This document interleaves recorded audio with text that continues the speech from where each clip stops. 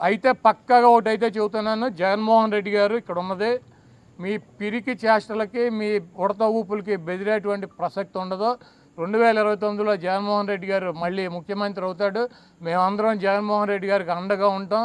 మీరు ఎన్ని ఇబ్బందులు పెట్టినా, మీరు ఆఖరికి జైల్లో పెట్టినా, మమ్మల్ని ఏం చేసినా కూడా మేమైతే వెనక్కి తగ్గేటువంటి పరిస్థితి లేదు. జగన్మోహన్ రెడ్డి గారు ఇచ్చినటువంటి ప్రతి పిలుపుకి స్పందిస్తాం. ఆయన చెప్పినటువంటి ప్రతి కార్యక్రమానికి మేము ముందుంటాం.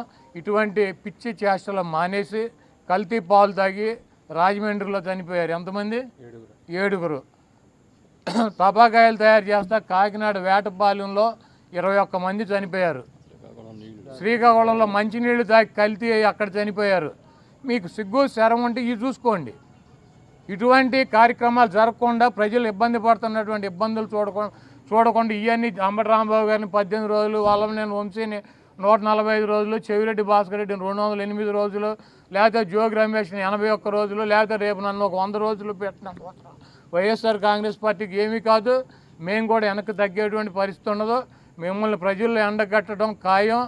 రేపు జగన్మోహన్ రెడ్డి గారు ముఖ్యమంత్రిగా ఈ రాష్ట్రంలో అధికారంలోకి వచ్చిన తర్వాత ఈ కార్యక్రమాలు చేసినటువంటి అధికారులను కానీ, వాళ్ళకి తొత్తులుగా పనిచేసి మా ఇళ్ళు పగలు కొట్టించినటువంటి అధికారులను కానీ, వాళ్ళకి అడుగులకు మడుగులు ఎత్తి ఫిజికల్గా అంబటి రాంబాబు గారు లాంటి ఎక్స్ మినిస్టర్లని ఫిజికల్గా అరెస్ట్ చేయాలన్నటువంటి వ్యక్తులు కానీ ఎవరిని వదిలిపెట్టేటువంటి పరిస్థితి ఉండదు.